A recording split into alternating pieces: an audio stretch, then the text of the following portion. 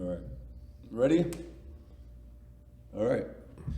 This is Inside with Outsiders, and today's guest is someone I've wanted to have on the show for a while, Anthony Martini, music industry entrepreneur. Best way to describe it? That works. All right. Well, it's funny because I was trying to find a great way to introduce you, and I think I found the name for your first book. What? Tell me. From Concrete to C-Suite. That's interesting. You know, like, because I am working on a book. Okay. I have been for like I'm not surprised. a year or so. Yeah. Like, it's just, you know, just kind of like a series of like interviews over the past year or so, just about kind of my journey. And I've been playing with titles sort of like that, like tying both worlds in, because it's been definitely a unique journey. Yeah. Yeah. I'd say so. Which is also makes it hard to describe exactly what I do. What are some of the other optional titles you're thinking of, if you don't mind sharing them? I don't know. Something like, just like, none of them are good. you can use mine. Concrete. No, I know that actually might work. There you go. Into it, yeah. I've known you for, I was trying to think of it, like just shy of 15 years now. And, you know, I've known you for 15 years, but I don't know too much about your background other than what I've heard in song lyrics. For those you don't know, I guess maybe that your start in the music industry was in a hardcore band, E-Town Concrete, which was a band I am still currently a huge fan of. And it's definitely like what you describe, like late 90s hardcore band. Yeah, late 90s kind of, East Coast hardcore, yeah. So what I know of you prior to meeting you is stuff that I've heard in your lyrics, assuming you've written all your lyrics, right? Yeah.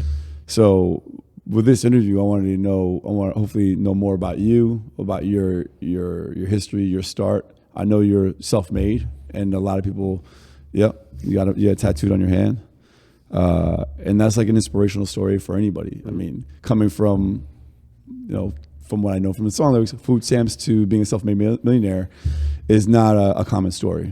So let's start off. I mean, that's even the reason why, like, because I'm kind of the person that, like, I'm not into like press and like, it's because honestly, anytime I'm in the press is trouble, like there's problems, or but I'm kind of a humble, like low key dude, but I do feel like there's probably value in just my story that could help other people. I'm more interested in how potentially to help other people see like a path, you know what I mean?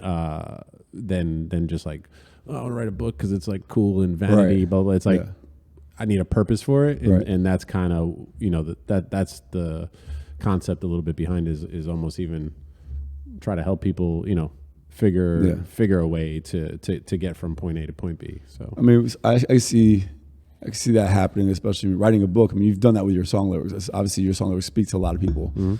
But let's start off with where you're from. From Elizabeth, New Jersey, E-Town. E-Town. E-Town. But yeah, born in Elizabeth, born and raised in Elizabeth.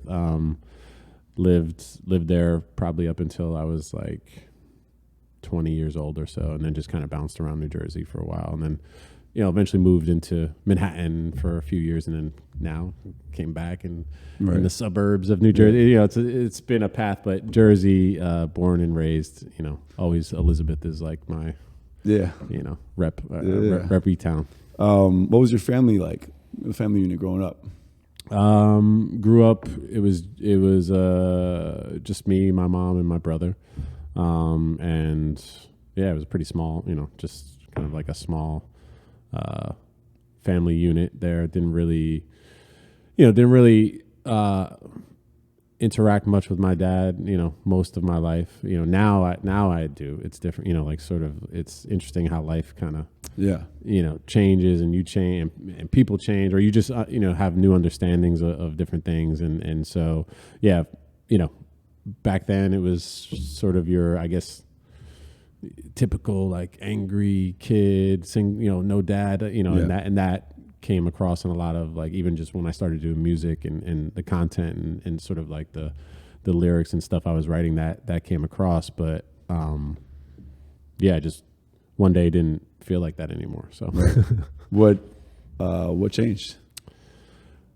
I think just life experience, like I've been through a lot of I guess like traumatic experiences, and it really puts things in perspective. Part of it, like I said, I grew up, it was just me, my mom, my brother.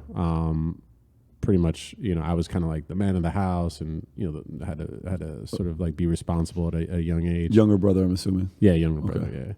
Yeah, and then ended up, my mom, she got cancer and she passed away, and then I had a daughter. Our first. How old were you when your mom passed? 25. Okay. But like she had cancer for a few years, so it was like, and we didn't talk for a few years. There was like a whole. She had her own demons and, alcoholic, drug addict, just lots of kind of, it just wasn't like a happy-go-lucky, right. Scenario growing up. And so at a certain point, as I got older, I tried to help affect change, and, she just wasn't responsive to it. And so, I made a decision at some point when I was like, probably like 20, 21, and just to not talk to her anymore. Until she like went into rehab or did something, to sort of like change what was going on.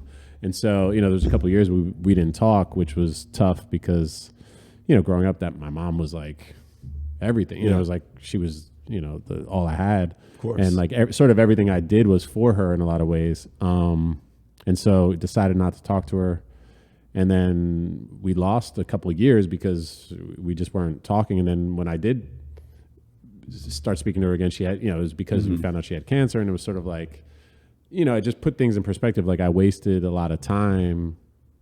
Not that it was wasted, but it just, life is short. And so even when it comes to my dad, I just didn't want to hold this like grudge anymore. Like, cause I feel like that's toxic when you hold things inside. Yeah. And like being angry, it really just only affects you. Really, it doesn't really affect the people you're necessarily angry at. You're speaking kind of like someone who's. Have you done therapy before?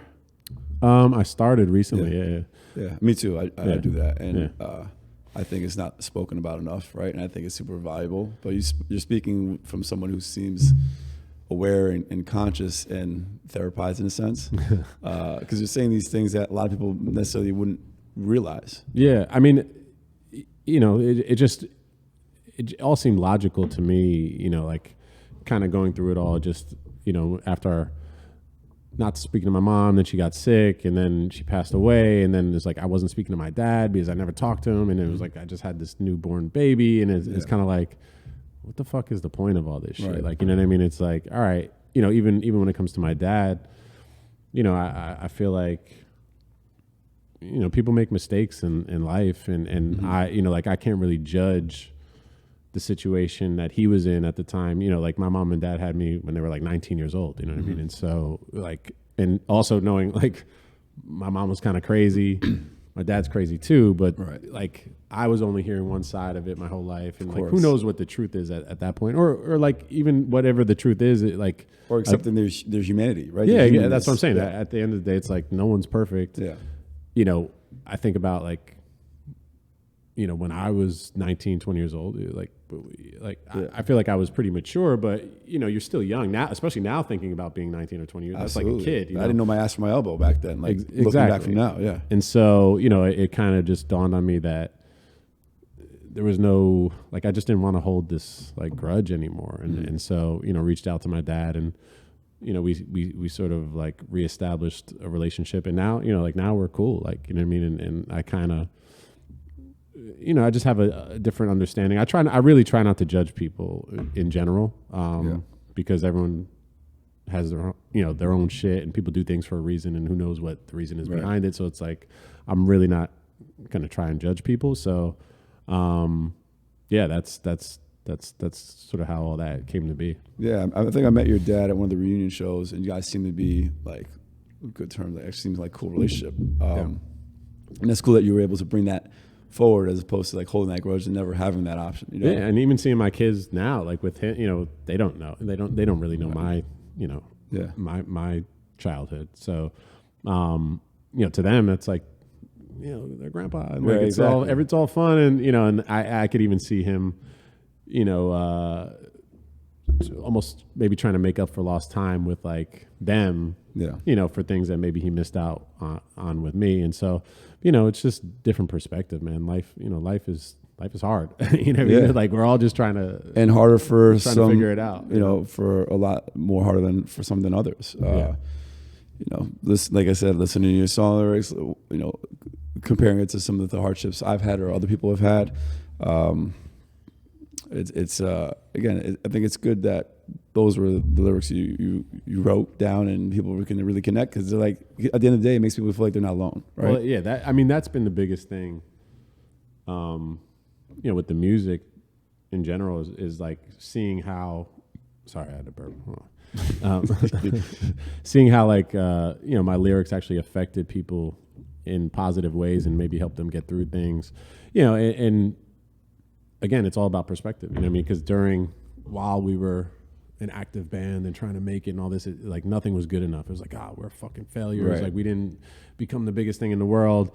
And then, there would be times we'd even play a show and there'd be like 10 people there. Yeah. But then like one of them would come up and be like, bro, like, you saved me from doing this or that. Or like you're and it kind of makes you realize like, all right, like even if only a few people are really getting it or it's resonating, it's kind of amazing, what like music could do and how it could reach people. And so, after even the band ran its course in that way, and now looking back on that, it's pretty cool to see like people still come up to me and people get like lyrics tattooed on them. Yeah. And it's like interesting to see like how like your words really mean something to somebody. And I always just approached it like I was just writing for me, Right. It was all very like personal shit. And so, it was always, it sometimes make me uncomfortable when people would come up to me and be like, oh, like this, that, and like telling me their story. Right. And we're just kind of like, I don't know. I'm not good with emotion Yeah. anyway. And so like when people sort of are vulnerable with me, it kind of makes me uncomfortable. Which is interesting because you have to be vulnerable yourself and giving out emotion to write these song lyrics, right? To have this balance of hearing someone else's stuff that makes you feel uncomfortable, but you're putting it out there yourself. That I would figure like putting out your own emotion to the public in music might be more intimidating. It's weird, man. Like, cause also too, I'm pretty introverted and like, I don't like being the center of attention in any way. And so everyone's like, "Oh, you were in a band and you were the singer and you wrote the lyrics."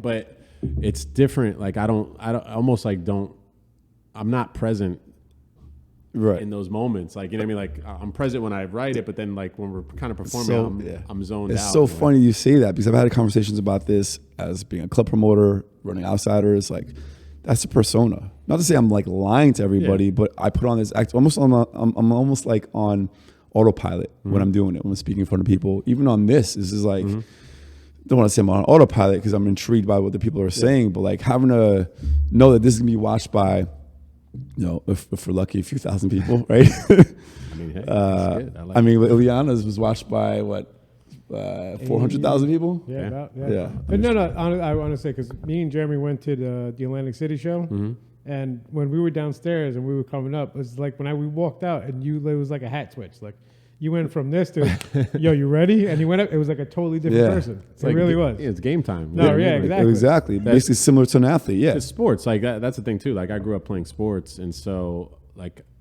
I'm sort of used to, all right, now it's like game time, and you gotta go do what you gotta do. You gotta go do what you gotta do.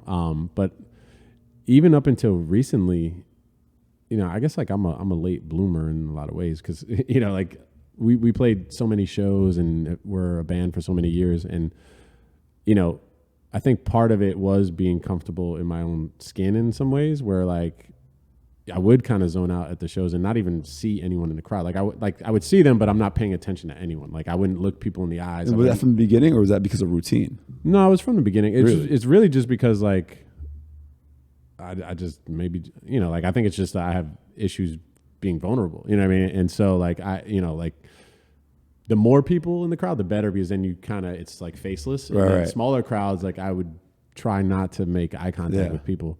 But then like recently, I've been more comfortable doing that, and it's like a different feeling on stage. So it's been cool. Is it more enjoyable? Yeah. It's because I think part of it is also just accepting the fact like my lyrics do mean things to people. The music means something to them, and like let me try to connect with them in a better way, and so I've been kind of messing with that on some of our more recent shows, and it's fun. Like honestly, it's more fun now than when we were like truly active. And I think, it looks like you're having a blast. The whole band looks like they have a blast. And well, before we continue on to that, just one more ask you a question about your family. You didn't talk much about your brother. Is your brother still around? He is. I haven't talked to him in 20 years. Oh wow. Well, how long? Since like 2006. So 16 years or so. I mean, like it's crazy because, again, growing up, I was sort of like the man of the house, you know what I mean? And I was like in some ways like a father figure to my brother. And just like weird shit happened, man. Like when my mom got sick, like there was just sides of him that I saw that I was just like who is this person? This is fucking weird. And I didn't talk to him after that, and just had no reason really to talk to him now. Well, based on what you said with not speaking to your father, not holding that grudge, is that something or when you're ready in your foreseeable future you see reaching out to your brother? I don't know. I mean, he's reached out to me a few times. I just haven't really responded, just partly because I'm busy, you know what I mean? And it's like, do we need to like fucking catch up and like, you know what I mean? And I don't know. I just, there's just certain things that, I don't know. It's just, I feel like he crossed some lines that I just can't, I'm not going to get over. Right. And so there's just no point, like maybe I'm not mad anymore about it, but like, it's almost like I don't care. So it's like, I don't need to waste my time or spend time trying to like fucking catch up or do, it's just maybe at some point, but I kind of, I don't know, moved on. So we'll move on from that question. Yeah. Did you always know you wanted to be in music? I think so. Yeah. What was your first time you realized that? I mean, I used to, since I was a kid, go, and a lot of kids I think do, it's like, go buy like cassettes and then, I'd like write the lyrics down like as they were, and then like rewind it and keep it, and then I'd write them so I can memorize them. And then, you kind of perform in the mirror, what in the bands, shower. What groups would you do that for? I mean, I've done it for like, I mean, one of the earliest ones. Well, I mean, there's some. Let's hear 'em. It's kind of it's a range. I mean, there was a song. Was it Candyman? It was like a 90s rap, like pop rap song. It was like Candyman. I forget who the fuck sang it, but. I just like the song. So that was one of the cassettes. One of my early cassettes I remember buying and like learning the words to that. And there was like little dance moves in the video, and like, and so I was like, trying to, that was one. Skid Row. I remember you. Oof, I remember that one. Yeah, I remember the music video for that. Vanilla Ice. Ice Baby. Anyone who says no's a liar. I mean, listen, I hated Vanilla Ice, but when I first heard that song, it's catchy as hell. It was just it sounded so like different from everything at that time, and I was like, what the fuck is this? Like this is, and then you start to see who Vanilla Ice is and the persona, and I was like, I fucking hate this guy. Yeah. But I mean, that song is a smash. It's undeniable. Like. Some Bon Jovi songs for sure. Represent yours. Yeah. So Guns N' Roses was like Welcome to the Jungle, Paradise City. Yeah, that whole album. Like, but yeah, I used to, early days, like write the lyrics and kind of recite them in a mirror. But then like when I started like going to concerts and stuff, I would, just sort of like imagine being on stage. Right. And I remember like seeing Life of Agony and, being like, I saw them. Actually, you were supposed to come to that concert. Oh yeah, actually, yeah. But I remember when they first started playing. What was it? Agnostic Front, actually. Yeah, it was probably Agnostic Front. Never mind. I saw them at Studio One in Newark, and I just remember being like, man, like like I want to be on stage. Like, you know what I mean? Like, I feel like we could like do this. So what was the first time you were part of any musical group? Well, so I went to, I got into a school for gifted and talented kids.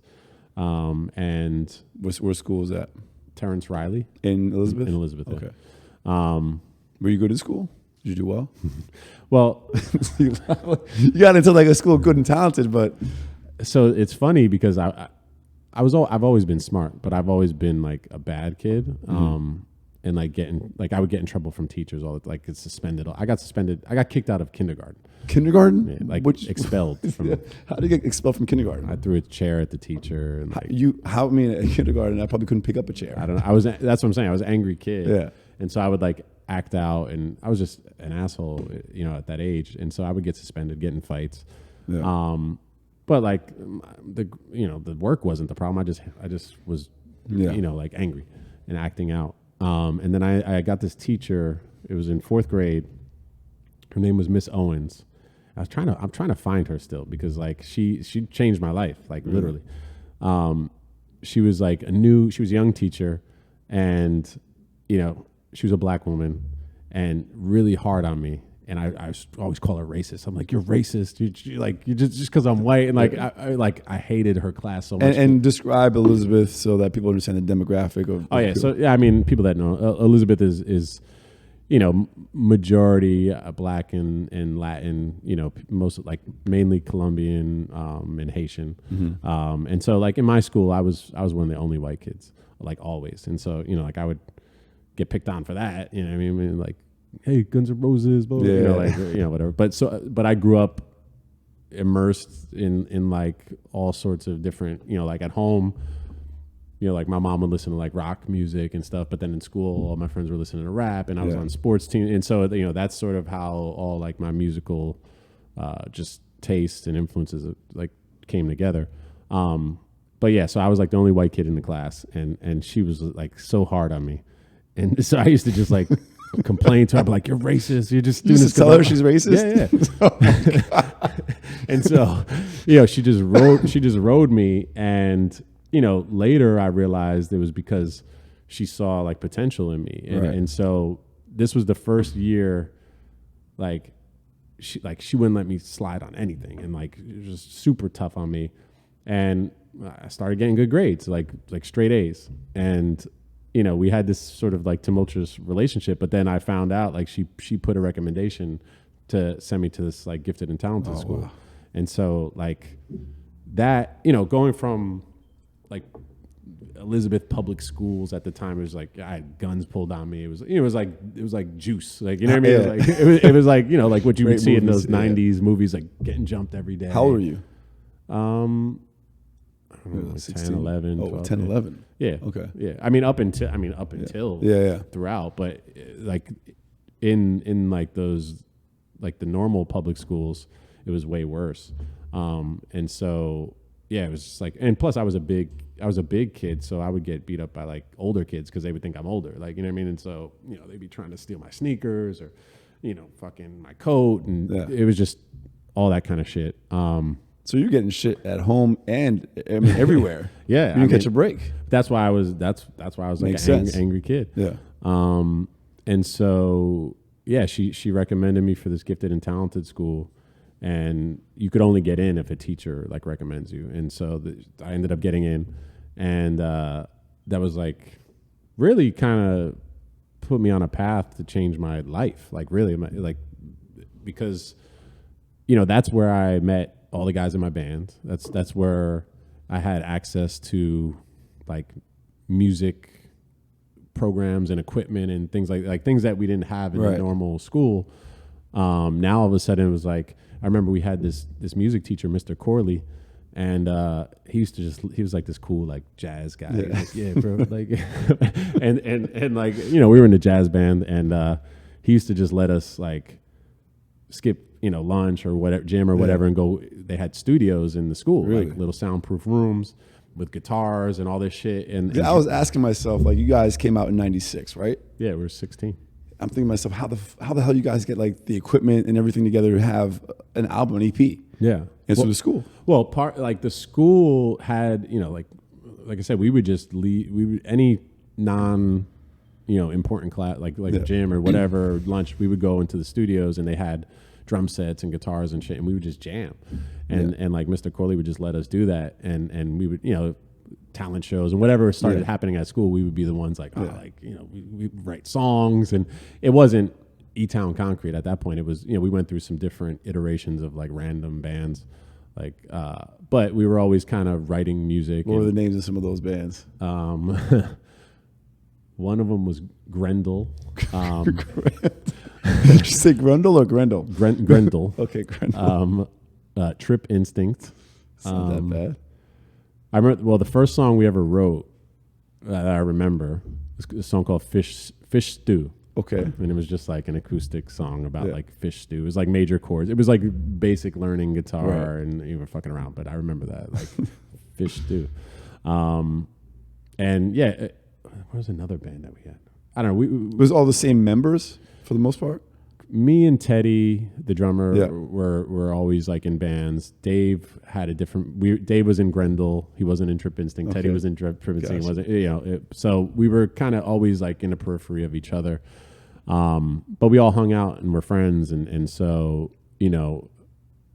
it like when we started actually jamming together, it was E-Town Concrete, and like we didn't have the name at the time, but it was just kind of like we started jamming and like making harder music, and like got into like everyone's had older brothers that were into metal and sort of influenced them into like Metallica and Megadeth and like all that, and so then we started playing harder shit, and then it just evolved, and 96 we were 16, made a demo tape, put it out, and also how do you put out a demo tape at 16? Like, where do you send it to?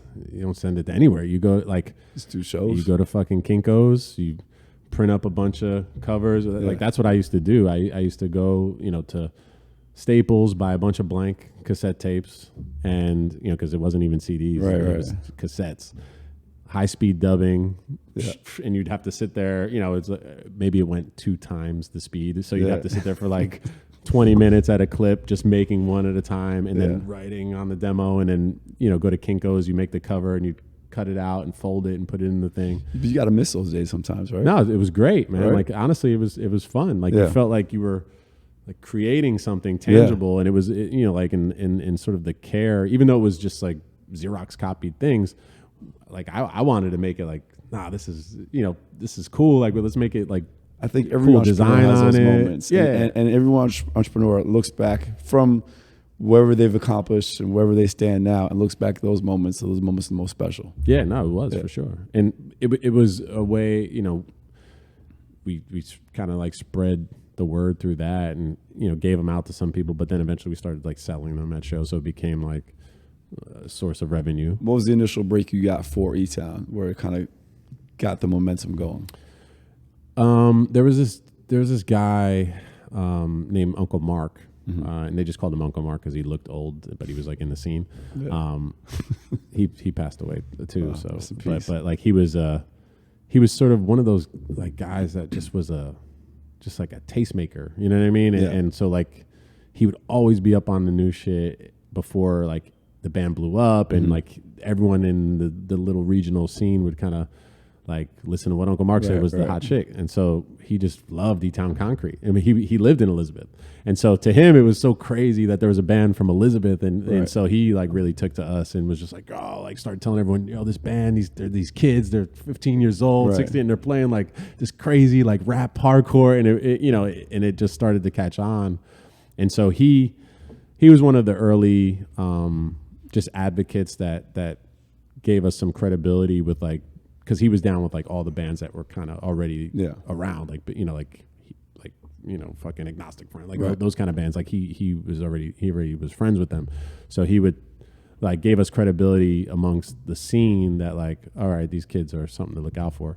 But then like Fury of 5 was key for us because like they also, because they were from Jersey, they loved the fact that there's so many Jersey bands that Yeah. pretend they're from New York, and like that was especially back then. People were like, "Oh, yeah, New York hardcore, blah blah." Yeah, of course. But we were always like, "Fuck that, we're New Jersey Yeah. hardcore," and like so much so that we named E-Town, like named after the city we're from, and so Fury of Five loved that, and also too, like again, we're like these young kids, so they kind of looked out for us as like older brothers. They thought it was like, oh, these kids are kind of crazy, like what they're doing. I've seen you shot them out a lot recently. Yeah, because they were, they were ahead of us in the scene and had some buzz and some momentum, and were getting shows, and they would kind of take us under their wing and force the promoters to put us on the show, and like that would be some of our first shows. For me, I want to thank like WSOU, because I got a lot of my music from there. Yeah, WSOU, Hot 97, even Stretch and Bobito's radio station, Columbia radio station. But obviously, this podcast isn't just about E-Town, but it's like it's the start of your. But that's the start. Like, that definitely. I mean, the things I did in E-Town, honed the skills that I would use to go on to manage Tyga. Let's talk about how you got to there, because I think I met you maybe a few years into your management career, maybe. I'm not sure exactly. I was 28, 29. What made you decide to stop being the artist and go into the corporate world in regards to music? Well, I felt at the time, musically, like it's like no one really gave a fuck. You know what I mean? Like, honestly, like it's crazy now, more people care than they did back then. Really? Yeah, like actually, like way more fans now than then. Because you come across like a cult favorite. It became that. Yeah. But, always in this area it was like that. But then you go outside, outside any major city. Like we had our pockets, like Detroit and Miami and, like certain little areas were good, Philly. But for the most part, like people didn't want to hear what we were doing. Right. And so I just never wanted to be like a weekend warrior that was like, living on like the past, like, because we toured with some bands that were big and then fell off, and like we were on the fall off tour, right? And it was kind of like it was just depressing, man. Like to hear like everyone's just living in the past, talking about like the glory days, and I'm like, I don't want to be that. And like we had a certain amount of popularity that I felt like if we stopped, at least we preserve it, and we never like wear out our welcome in a way. And then on top of that too, I was having a kid. My wife was pregnant, and it just was like I can't be some dude. Right. But how'd you go from trying to like scrounge together $1,000 gigs to fucking pay rent and like for a kid, you know what I mean? So I had to make a choice. But what made you decide to go into the music biz, or what music business job did you get first, and how'd you go about getting that job first? Sounds like a good story by your reaction. Yeah, I guess it kind of is. Well, I just, I spent so much time being the business guy for my own band. I learned a lot of things. I knew how to do everything. Baptized by fire in a way. Yeah, yeah. But we were DIY across the board, so I understood how to book shows, how to look at record contracts, how to make merch, how to make anything that needed to be done. Yeah. I knew how to do. So it felt like, all right, let's not make all these years a waste of this knowledge I have. Let me apply this to actually trying to get a career in the business. And so the first actual like job I had was it was at this distribution company called Big Daddy Distribution in Kenilworth. And they're a music distribution company. Yeah. But one of the guys that worked at the label that put out our last album, put out the Renaissance, he had a connection there, and he was like, I'll get you a job. And it was just minimum wage job. Like, it was, really? And it's funny because I actually found like a Post-it note from Big Daddy with their logo on it and shit, that I was like calculating my hours for the week. And I was like times like $8. And I'm like, all right, like this week I made like $67. And so, yeah, it was just like a minimum wage, job, like grunt work of literally filling boxes of CDs from stores that were ordering CDs. Yeah. You know, we were a distribution point that like all the independent labels would ship there, and we'd kind of send it out to Vintage Vinyl and all, you know. And so I'm, you know, get the list. Okay, this store needs 10 of this fucking emo band, 10 of this, you know, whatever, this comedy fucking CD. But you know, and I'm like walking up and down these aisles and just putting CDs in boxes and then taping them up and shipping them out. What was the next step from there? Because that doesn't seem like this. No, this was. I was like, you know what, this fucking sucks. Like, I'm not doing this shit. Like, fuck this. But you know what I realized was like I could learn how to like how to be a label. You know what I mean? Because like basically like they would send out these like one sheets to promote upcoming releases so that stores would want to buy the releases. And so I would see like, okay, here's all the things they're putting on here. And like, I basically like stole their template. Right. And I was like, oh, I could fucking sign a band. I'll make a one sheet, try and get some stores to pick it up. And then like, you know. Sign a band on your own label or? Yeah. So you started your own label back then? Yeah. Really? Yeah. What was the name of it? Ironbound. Another Jersey. Great name. it's all Jersey all the time. Yeah. But yeah, so like I kind of, you know, it's a great name. I used it as a time to kind of learn the game a little bit from like the record label side. Yeah. Because I knew, I guess like management, you know, it was unofficially, I was like the manager of Town Concrete, but like I knew that side of it. I knew how to look at record contracts. I didn't know how to release music really. And so being inside this distribution company, I got to see how to put out a record. And, you know, then I got the fucking disc maker's catalog and be like, oh, like, all right. You know what I mean? It's like you could print up CDs and, you know, so I was like, you know what? Like, and you start doing the math. You're like, if I could sell 1,000 CDs at $10, it's, you know, and so you start like, why am I doing this for $60 a week when I, you know, so then I start, you know, trying to make, figure out the next move. And so there's a band that I knew these guys that I thought were good, like a local band called Strength in Numbers. And, you know, I just was like, yo, like I'm going to sign you to a record deal. Like no money, but well, actually what I did was I went and got distribution from Victory Records because I knew Tony, the guy who owned Victory at the time. And he at one point he wanted to sign E-Town Concrete. And, you know, I just made up all this bullshit about like all these releases I had and all this stuff, and I needed distribution, and so I convinced them to give me $30,000 like as like a advance to sign some band and make some albums.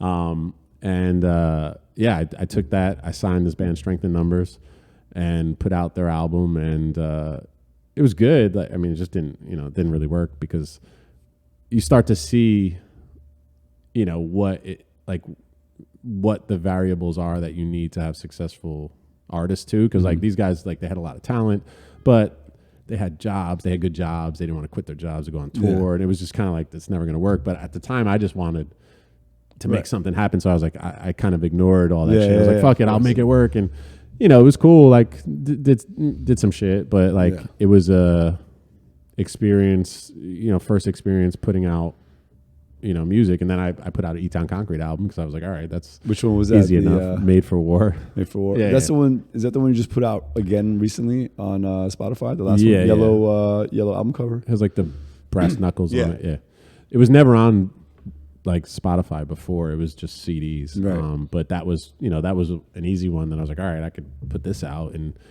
fulfill some of the obligation I have to this deal that I signed. Yeah.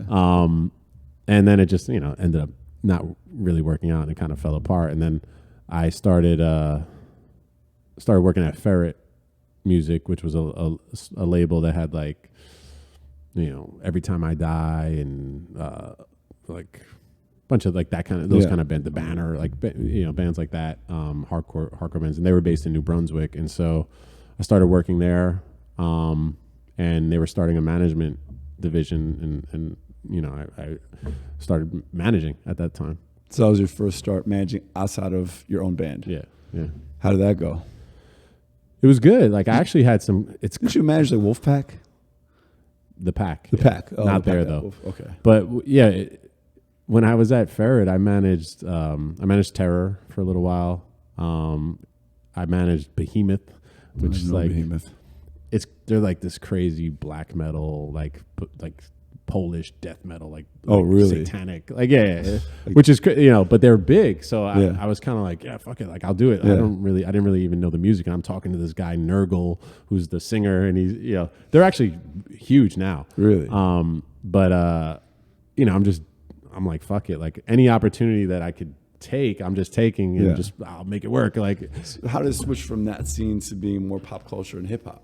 Well, so I'm managing these metal bands and hardcore bands, and it's cool, and I'm making like I have a salary now, like it's cool, like I have health benefits and shit. So I'm like, shit, this is fucking good. Like you made it in a way. Yeah.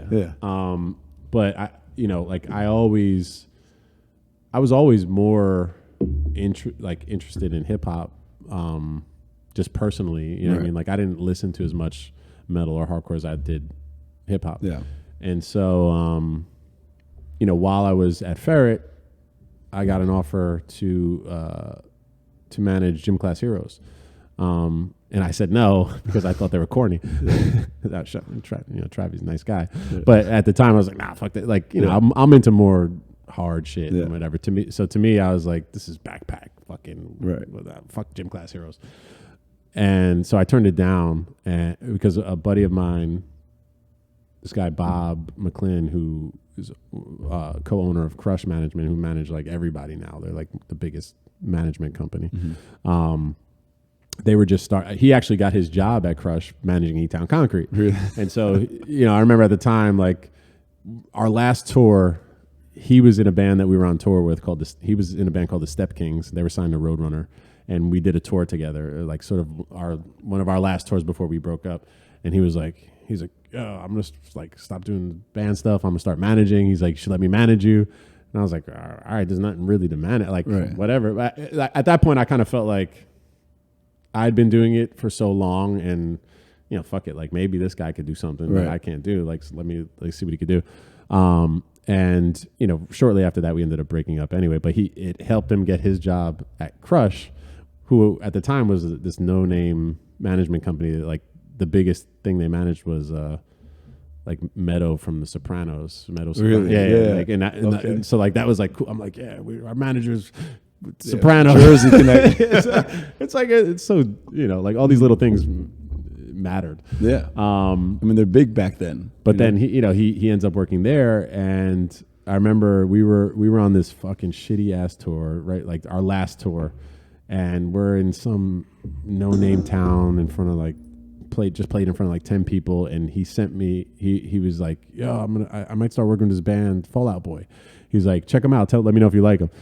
And so, I checked out the music, and it was fucking good. And I was like, "They fucking suck." I was like, "Fuck this band." I was like, "Nah, I wouldn't do it."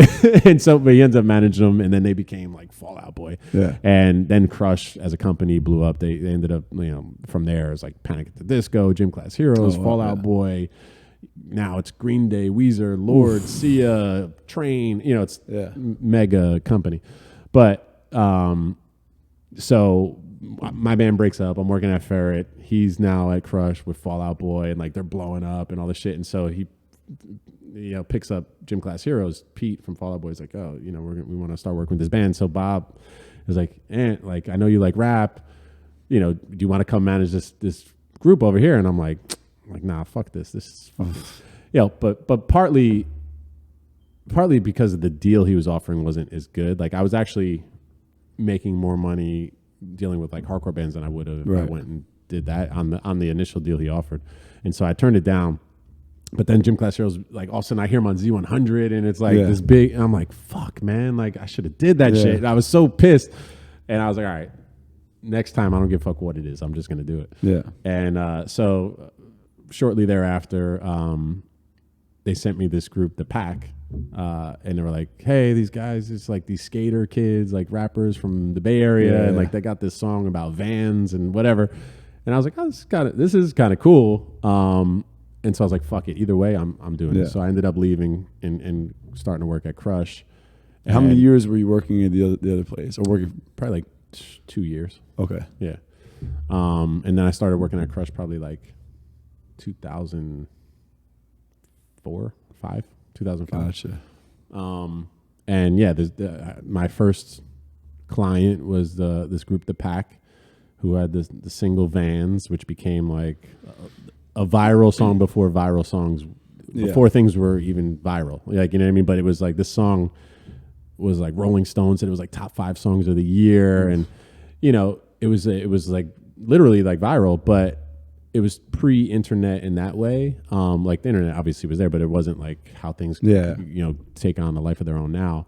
And they were signed to Jive, and the label just didn't understand them, like because like I said, they were these skater kids. They were like kids from the hood in fucking Berkeley, California, that like, you know, Too Short kind of signed them, but yet they were these skaters that were talking about wearing Vans, and like the label was like, this doesn't make sense. We don't know what to do with this, and I'm trying to now convince people, because I also see how things are changing in hip hop, and like I'm seeing kids where, you know, like I know like kids are wearing Vans and kids are being skaters, and they're, you know, it's like starting to like cross over in a different way, and rap was becoming more like rock, in not just in aesthetics, but even, you know, from like hopping in a van and playing a show, and as opposed to like, I'm not playing a show unless it's an arena, or a bus. You know, it just started to change, and you know, I started to see that coming. And you know, the Pack honestly were trendsetters for a lot of the shit that is here even now. Like Little B, Bass God, was part of the Pack. Oh, really? And you know, their name of their album was actually called Based Boys. Okay. And because they used to say based all the time, because it's like all this like sort of inside baseball shit. But if you were from the Bay Area at a certain point in time, you know, hyphy was a big thing. Yeah. But when hyphy became played out, people just sort of write you off as like, they're hyphy music. And so I wanted to steer them away from that hyphy label, and they would always say based as like, instead of dope, they'd be like, it's based. Yeah. I was like, yo, you guys should just be based music. And we started coining that as a thing. And then Little B became the Based God. And, you know, like he really set the template for a lot of, you know, even rappers that'll tell you, like A$AP Rocky will tell you like Little B was one of the most influential to him. Little Yachty, like all like that SoundCloud mumble rap, you know, for better or for worse, what people want to say, like the Pack and Little B are like the forefathers of all that. And so they were my first client. And even at that level, you know, just seeing the difference in the money of what hip hop makes versus like rock. You know, like I was managing some bands that were pretty well known in the scene, but they're making like $1,000, $2,000 max. Yeah.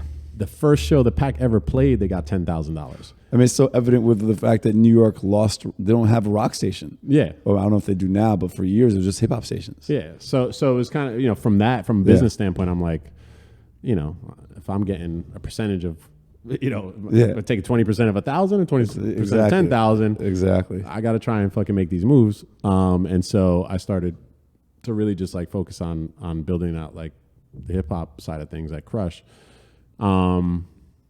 And then, you know, that sort of evolved into me just breaking off and doing my own thing, you know.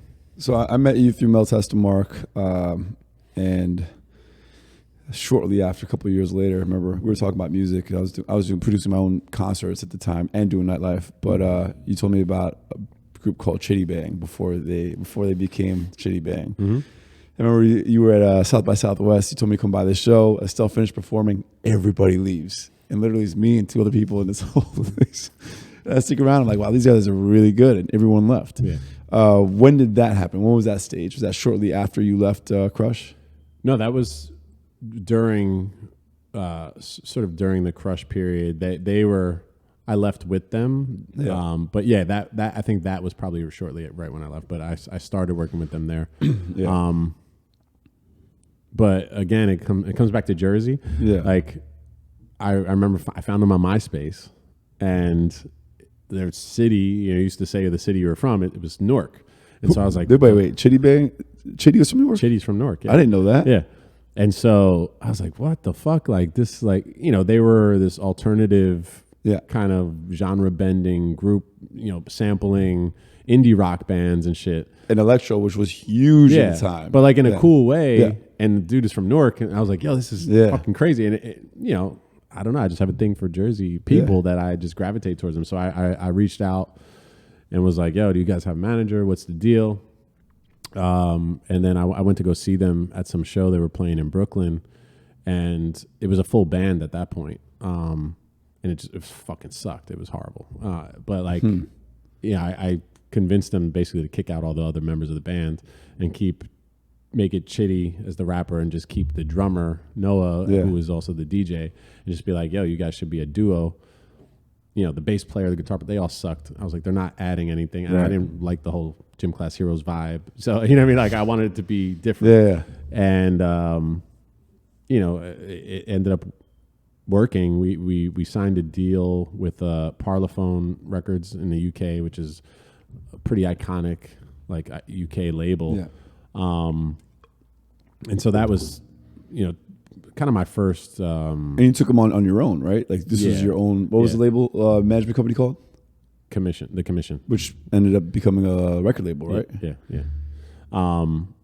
So that was sort of my first big kind of break in a way in my career. Like the Pack was cool but it was just a hard situation because they were, first of all, as a group, there was all sorts of infighting, and like egos, and they were signed to a label that didn't get it. Wasn't putting any resources into them. It was like, my first experience with a major label fucking things up. And so this group, I went and got them a deal and was able to commission that and all that. Right. So that was my first like big kind of like Chitty Bang? Yeah. So, got them a pretty good deal with Parlophone and from that left Crush to start my own thing. Did that lead to Jingle Punks? Because I know that was your first acquisition, right? Well, so Jingle Punks, I met Jared, the founder. He was pitching me on some like children's music idea he had, and somehow came up that he had this Jingle Punks thing. And so Jingle Punks was a company that would connect artists with brands for. No, it was a music licensing platform basically. So like a music supervisor could just log on and search for something based on a vibe, as opposed to the way people would normally put background music in reality shows. Is like they have a pile of CDs that they would have to fucking play and be like, this the hip hop one. This is digitize that. Right? Yeah. Okay. So it became like this library where you could just search like Liquid Death, and it would probably play you some punk rock shit. And it was like an algorithm that. So I remember hearing Chitty Bang on like a Taco Bell commercial. And I was like, anything I do, I try and figure out how can I plug it all together where it benefits all sides. Of course. And so Jingle Punks just became something I helped out, like this guy that I met and made a bunch of intros and helped kind of like give him some strategy on what he should be doing with Jingle Punks. And so they gave me equity in the company. And then, there was always, I used that as a marketing arm almost for like the management stuff I was doing, because they were always dealing with brands and, film and TV stuff. And so like when I was managing a client, I'd be like, yo, let's use this Chitty Bang song and this, and I could push it all through with the label because I managed them. So I would just be like, like we're going to do this. And, they would get a check from Taco Bell and we would go do the, so I would kind of just plug it all together. So so you had this going on with Jingle Punks. What were the other artists you picked up? And also, because Jingle Punks got acquired, it allowed you to kind of really go full speed on your own record label and kind of, correct me if I'm wrong, kind of funded the time you put in to build that record label, right? In some ways, yes, but really my main focus, like even throughout, like the Jingle Punks thing ended up being really successful, blew up, and like, there was like 100 people working there at one point, and I wasn't as involved from a day-to-day level as I was like in the beginning. It was just kind of, I was doing the management thing, and that takes up all your fucking time. Babysitting sometimes. At that point I was managing Tyga, and like had a few clients that were just I couldn't focus on a bunch of shit, but stayed a partner in the company and helped and did we did things together. They eventually got bought out by WME, and then after that, sort of a second bite at the apple, got bought by this huge like teachers pension fund in Canada that paid like crazy money for it. Really? Yeah. Wait. It got acquired twice? Yeah. Well, WME bought 30% of the company. Understood. And then they stayed in and raised the valuation of the remaining equity, and then this pension fund came and bought it. So random. Crazy, $100 million valuation. Yeah. Okay. So, but that was the first time I ever seen, like I literally saw a startup from two guys sitting in a fucking bedroom in the Lower East Side when I met him, and this whole idea of like what this could be to becoming like $100 million company over the course of like 6 years. But it's fairly quick for but that whole process learned a lot and made a lot of contacts as well, and it was really interesting to see that happen over time. And at the same time I was managing all these artists, and Tyga was the main focus at that point. Like he started becoming big, he was making a lot of money, and like management was the main thing until like I just realized I didn't want to I don't know, like I just didn't want to be, management, like you said, you're kind of the babysitter. You're the CEO of the company in a lot of ways, but it's not necessarily a product, it's a service. Yeah, there's no, it's a service only, and there's no security to it. You know what I mean? Like you get fired at any time, and so I just didn't like that model. Yeah. And I felt like I always had to kind of be like looking over my shoulder because it's a shady business. People are trying to come in, and I was living on the East Coast, Tyga was on the West Coast. People would be like hanging out with him in LA, and the student would be like, "Yo, if I was your manager, I'd do it." So it became like I'm flying back and forth every fucking week, and I just at a certain point I was just like, you know what, like I don't need to be doing this shit. And so that's when I started a label, because like Jingle Punks also taught me the key is owning IP. You know what I mean? Like as a manager, you don't own any IP. It's a service. You know what I mean? And even though you get the best like percentage out of everyone on the team, it's still like it's a service. And there's no sort of like ownership of anything. Yeah. And so with a label, I looked at it like I could apply a lot of these same skills that I have and the networks that I have and all that, and actually own some IP, which then has a value later that you could sell at a multiple. Right. Well, what's funny is that when you had the record label, I'm not sure how many years you were in it on it. I came and hang out at the office. Mm-hmm. I was like, "Yo, what's your plan?" So I'm gonna grow this. I'm gonna sell it for $20 million. Mm-hmm. I'm like, "Cool, it sounds like a good plan." What did you do? I grew it and sold it for, for 20 in that range. Yeah. I thought it was incredible that you had the foresight and obviously the work ethic, right? So we see people saying like, manifest it. Nah, man. You got to like put the work in. You can't believe in miracles. You got to make shit happen, right? Yes, yeah. So, but that's the key too. Like I really believe in like visualization and manifesting things, but you do have to put in the work. It's just not fucking magic. I agree. You need the vision. If you don't see the vision clearly on any business, I remember I was a partner with this company called Loki, and it was like this app which was supposed to connect you with locals in every city in the world. We got to a point where like we didn't know how to get from this point to the scaling point. Yeah. Like, does anyone in this meeting have a clear vision? No, so we scrapped it. Yeah. You have to be able to see everything, and the fact that you told me from like you had every detail planned out, and like you said that was insane, but it's not that crazy, That's been my experience for as long as I can remember is like, setting goals and then achieving them, but like manifesting shit for real, like writing it down what you want to happen, but then you use that, like it's got to be a constant focus, and like, you use it as like a reminder. You know what I mean? Like that's why people say like put a fucking thing on your mirror that you see every day, like notes, like goals or whatever, because it reminds you every day, and it kind of keeps you on a path. But yeah, like the label, with the label, that was really the whole goal. Was like, I want to build this thing up and then sell it at some point, and you did it. That's awesome. You also had a side project, which is kind of how we connected as far as the outsiders is. You had a coffee company and a coffee shop. Obviously, it had its last breath, but I have to thank you though, because like as minimal as it was to you, that helped us out tremendously. And I mean that because you own Drip Coffee, which is on the Lower East Side, and we were super early on in Outsiders, and we needed a place to meet up. We needed a place to meet up, and I was like, you know, it would be great if we can get like, can you do like snacks they're offering? And you like made these little snack bags and everything for every other staff to do it. And as minimal as it sounds, that helped us out so much, just because it was a place to all meet up. Yeah, cool spot, and again, we were super young, so we didn't have the connections we had, and I was still learning on how to operate that kind of business. So that's the real connection. That's why I tell people, like, everyone who comes on this show has to be somehow affiliated with Outsiders.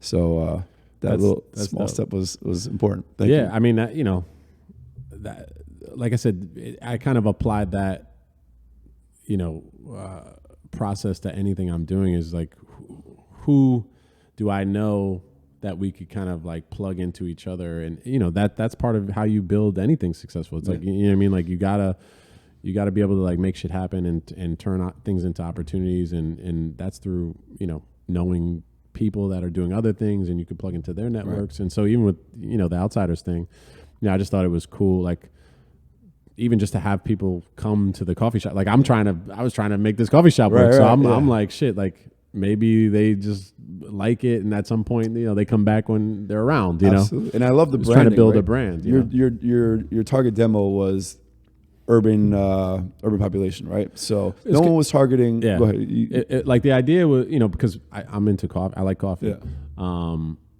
But I don't necessarily like the big franchise, you know, Dunkin' Donuts, Starbucks. Like I'll drink it, but I always, if I'm in a different city or a different town, like I look for what a local mom and pop type indie shop is.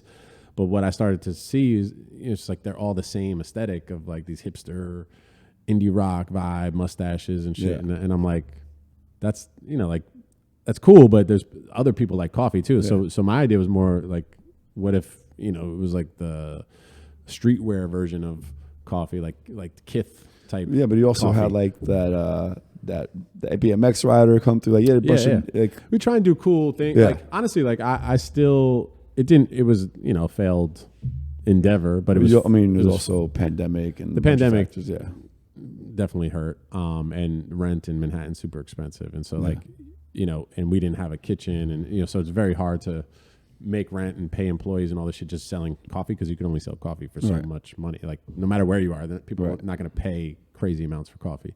But it was definitely fun, and it's something I do want to revisit at some point. Just because like there is that tangible kind of like, I like to build things, you know what I mean? I kind of like to you know, like start things from the ground up and try and develop them. And so, you know, it was fun to have like a physical space where you're like, like this is our spot, and like we could do shit and make menu items, and you know, it was cool. So definitely gonna revisit that at some point. Well, now that you have a bit, you know, financial stability, right? So you can be more creative, more take more risk with these next ventures. What are you doing now? Like, what is your? Can you give us the insight onto like what your next step is, and or even if it's not your next step, what you'd like to see yourself doing in the future? Right now the focus is, so I became president of this company called Exceed, which allows people to invest in talent through, you know, like basically IPOs. Like talent could IPO themselves and sell SEC approved shares of whatever they're, you know, whatever talent, usually meaning music, because I mean, music makes sense to start because you know, people like the music catalog space is hot, and like people know that that's a good investment.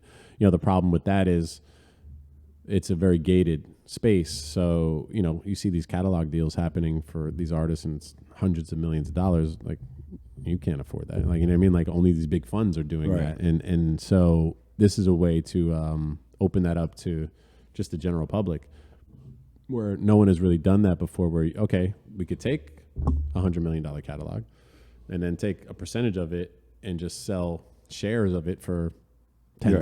Kind of like what Stash does for, if you can't afford the whole share, you can buy a piece of it. Fractional ownership. Exactly. And, you know, through owning these shares, you'll actually get royalties from the music. And so, like, I just think it's another way to sort of eliminate some of the gatekeepers and just open up the business to everybody, really, and make it accessible, because like the music business especially, it's all like who you know and all these backdoor deals, but the fans would love to, I think, be able to own pieces of their favorite songs. That's basically all of what Web3 is right now, right? Like giving everyone direct access to making their own money on their own information, as opposed to letting the three big companies do it. Yeah, so. the idea is like turn like talent into its own asset class, and a commodity. Eventually, like, I want it to be traded on like Robinhood and like the normal trading apps. Yeah. Where like now you could go buy shares of songs because Exceed is putting it in there, and like that's probably gonna happen. I feel like that's the next most revolutionary thing after Spotify or streaming music. That's I mean, music is a really safe investment. Yeah, because it's not it's not a safe investment if you're like a label and you're trying to put out a record from a new artist, because most of those fail. But if you have an established catalog or an established artist that you could look at their historical earnings, it's going to keep doing that pretty much forever. So you can now say like, okay, I know this is going to make X amount over the next 30 years. That's why all these huge funds are just putting all their money in, because it's not correlated to the market at all. Makes no sense. Matter what happens in the economy, music streaming revenue is not changing. It's only going up because more and more people are going on Spotify and shit. So it's a real asset class that people just don't have access to. Yeah. And so that's what we're trying to do. All right. So back to you now. What do you do for fun? I don't do much for fun, man. Fun for me, I like going to the gym. I've seen that on your stories. Yeah. It's really like going to the gym, hanging out with my kids, some alone time once in a while, like smoke a cigar. That's You still ride a bike? I do, yeah. Okay. Don't have as much time as I want to be able to ride it. But yeah, a motorcycle. Okay.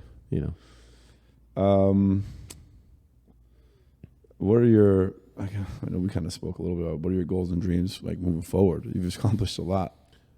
Well, I mean, this with Exceed, want to turn talent into an asset class, and then sell the company for $1 billion in a couple of years.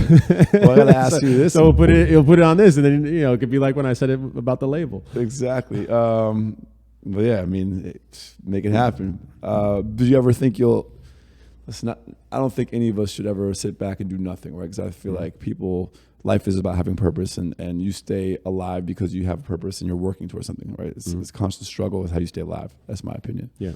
But do you ever think you'll be content and satisfied with the last, whatever your last accomplishment is? I don't know. That's part of what I struggle with too. Yeah. Because you want to at some point achieve some sort of like, I'm content, I'm happy. But if you're always looking towards the next thing or whatever, I mean, I do worry about that sometimes. But I also think your perspective, and I think what I've realized in mine is, it's not necessarily the goal that I really enjoy. It's the process. Yeah, that's what it is. Like, and that's what people need to. That's what we're told. Enjoy the process. But if you enjoy the process, then you're good. And that just means like maybe you always continue the process. That's why I'm always like getting into things and starting things, because that's the process I enjoy, is building things. Like after I sold my label and did those things, like it was kind of like, all right. How long did you sit around before you took on another job? No time. I mean, it was the pandemic too. Right. But even like the pandemic got even crazier, because now you're working from home and you feel like, at one point I was doing shit with like 5 companies, like, it's like consulting and doing it. And it just like, I was like, yo, this is not sustainable. Right. So, I'm always keeping myself busy, sometimes too much. So I'm trying to learn to balance it a little more. But it seems like that's what you enjoy. I do. That's the thing. Part. I do enjoy it. I remember my mom used to ask me like, what's going on in your life? We used to always talk about work. And she was like, you only talk about work. I'm like, talk about your personal life. Like, that's what I like to do. Yeah. Like, I mean, don't get me wrong. I make a point of traveling. I do see a little bit of the needing the balance, but I think that mindset comes with being an entrepreneur, or I think actually you have to have that mindset to be an entrepreneur. For sure, yeah. Let's see. What would you tell high school you if you could give them any advice? What would I tell? Yeah.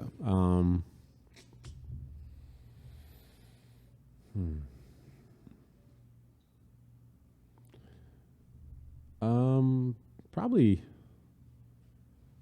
maybe be less hard on myself. Like that. I think for a long time, I didn't appreciate a lot of the things that I was doing because I was always focused on the next thing or getting to a certain goal. So I wasn't enjoying the journey as much. And then next thing you know, you look back and you're like, damn, like those were the best times. You know what I mean? And I didn't really savor it for all that. Kinko days. Yeah. Like honestly, like all that shit, like even our early like struggles touring and stuff, like we were seeing cities for the first time. And it's like, I feel like I should have paid more attention. Like to and like appreciate those things rather than being so concerned with getting to like an end goal. Like appreciate the journey more. At least you realize it. Some people go their whole lives without realizing that, right? Yeah. So you still have time, my friend. Yeah. No. What is your most embarrassing moment? Should I give you some context as to some other people? Yeah. All right. So we just had a really good one recently, but I'll give you the two that we usually reference. So a friend of mine, Javier, huge Deftones fan, guys. He wears all their merch. That was unrelated. He got on a bus. Like he used to go to high school in Atlanta or Connecticut. I can't remember. He moved between cities. He gets on the bus. He's wearing these snap-off pants. Bus door closes. He walks up, pulls the fucking pants off, and he's sitting there with tidy whities on a public bus in front of everybody. That was one guy. The second guy was Ken Tanaka, who ran the New York City Marathon with food poisoning. So it took him 8 hours and 27 shits later, he finished the marathon. And the most recent one was Ari, who was on a bus, super drunk in DR. He's from DR. And they weren't making a stops where he needed to go. So he actually was screaming, make a stop. It wouldn't piss himself, walked off the bus. But the thing is, like a small town, so they knew everybody knew him, right? So he walked off the bus, piss pants. So we've had some random ones. It doesn't have to be something like that. That's pretty like slapstick funny, but yeah. Well, funny enough, I did have a breakaway pants moment too on stage once. Really? Yeah. At a hardcore show? Yeah. What happened? I had these, they were like Mecca. Yeah, like remember Mecca? Yeah, of course I remember Mecca. They were like these snap, basketball pants. And we were playing at the Pipeline in Newark, and I just got caught on like the guitar player's head of the his guitar head or whatever, or the headstock, and like pulled him and like I kind of like moved away, and he pulled this thing, and then like they snapped off, and all of a sudden I'm in my underwear on stage in front of all these people. Oof, so that might be worse than Javier. Yeah, I mean, but that was And actually, then I'm in the middle of a show now. I gotta like button one at a time in front of everyone. So you don't look that cool when you're doing that. Especially at a hardcore show. Yeah, you gotta look tough. That's one of them. Okay, that's definitely a good one. Not to copy there. No, that's a great one. I've definitely shit my pants before. Wait, what? What happened? I don't know. A few times actually, probably. Like I remember one time I was in my car and I had to shit so bad, and. I just couldn't hold it anymore, and I actually like didn't mean to shit in my pants, but I did, and like had to like wrap a fucking towel around my waist and like, I mean, everyone comes close. If anyone says they never had that moment where they came close to, it's a liar. Yeah. I was talking to my friend about it coming out of the Holland Tunnel. There was traffic. He couldn't get out. He had to stop. He barely made it to the gas station. It happens, man. Yeah, it does. Appreciate you sharing that with everybody. Yeah, listen. The fuck. All right, so. Is there anything I haven't asked you that you want to share about yourself? It could be anything at all. No, really. No? It's fine if there isn't. Good job. Huh? He did a good job. All right, I'm glad. The last segment is our 5 rapid-fire questions. You know how that works, so I'm going to hit you with them, all right? Yep. All right, so I actually jotted one down that might be 6, so you're going to get 6. All right. What's your favorite city other than New York City? London. London? London or New Orleans? Why? I haven't been to New Orleans yet. Why?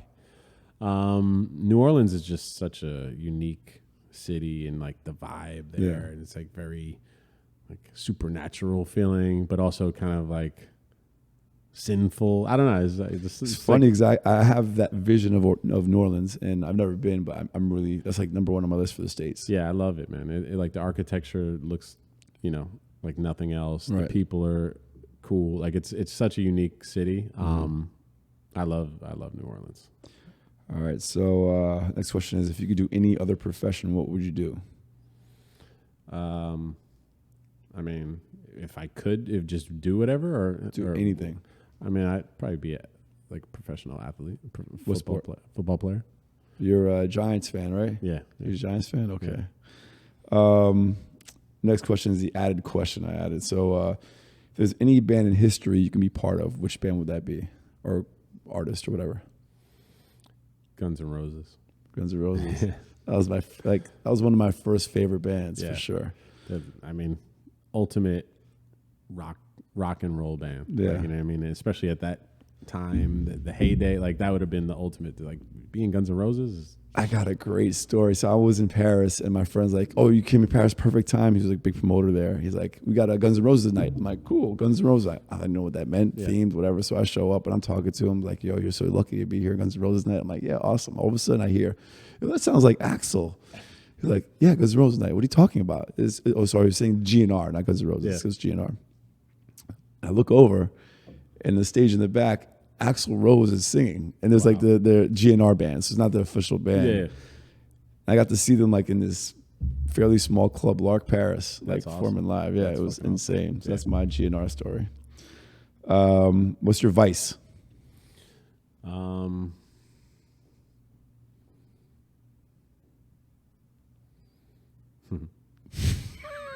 don't know. Yeah, I don't really have. I don't really have many vices. I don't know. I mean, maybe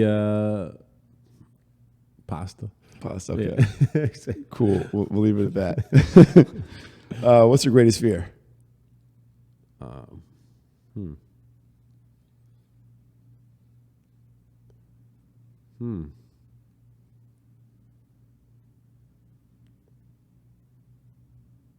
Not. I guess like. No, I don't know. I don't. Damn, you're stumping me, man. I hate these rapid fires because then I gotta like. Well, whatever comes to mind first. I guess the thing is like I was gonna say like failing, but that's not really. I'm not afraid. I'm not afraid It's of funny because failing. that's my initial answer as well, but you wouldn't be an entrepreneur if you had a real fear of failure. Yeah. Yeah. Like I guess like part of it is like I never consider anything failing unless you stop or give up on it, and I don't. So it's sort of like I'm used to failing because that happens along the way. But I guess like if you were a complete failure, that would be like But I feel like you kind of control that. So, but that was the first thing that just popped up. Yeah, complete failure. Like, I know it's like generic to say, but it's a common fear. I mean, that's a fear that I think people who, I think entrepreneurs tend to have more anxiety than others. Maybe that's what could fuel them, and anxiety in a sense because you always think about the future, right? They say anxiety is overthinking the future, depression is overthinking the past, and happiness is being present, right? So, yeah, maybe. All right, the last question is, what's your favorite food? And what did you bring today? Well, you can explain. I wouldn't say it's my favorite food because I have favorite foods, but as far as like something that probably dominates my life, like first of all, anything spicy. Nothing spicy? No, anything spicy. Oh, anything spicy. Okay, just everything, hot sauce on everything, whatever. But ever since I had Takis for the first time, but when was that? Changed my life. It was when that I don't know if you remember. There was a song that came out like it was like a viral song, like hot Cheetos and Takis, or so it was like a rap song. Yeah. But it was like these little kids talking about Takis. And I was like, who the fuck eats Takis? Like I knew what they were, but I never had any interest in trying them. But then I was like, let me try these Takis. Yeah. Ever since then, I think they put something in it that makes you addicted to them.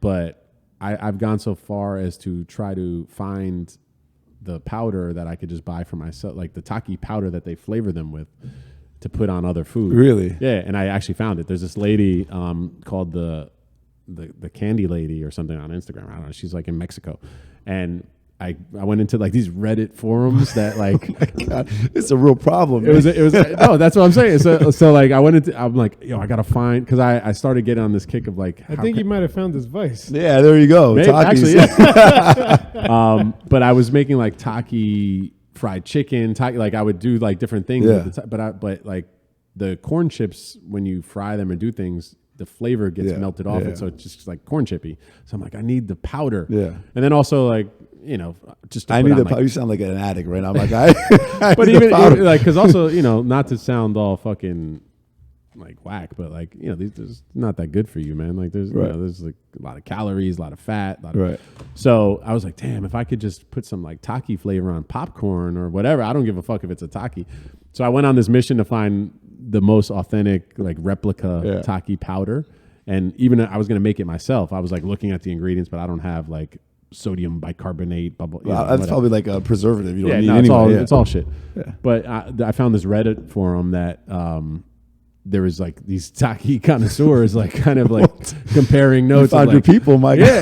And so it led me to this lady, the snack lady or the candy lady or whatever the fuck it is, and she's in Mexico, and she makes like replica flavors of whatever popular, like any, like you get replica fucking Fruit Loops flavor, like anything. She takes like chips and cereals and stuff, and she like makes them in a powder form, and you could buy it. And so I bought these little taki powders. Yeah. And I'll put it on popcorn. I'll put it on rice. I'll put it on whatever. Really? You know what I mean? Where normally I would just crush up Takis. Nice. But yeah, I fucking love Takis, man. I really only eat them during the football season on like Sundays.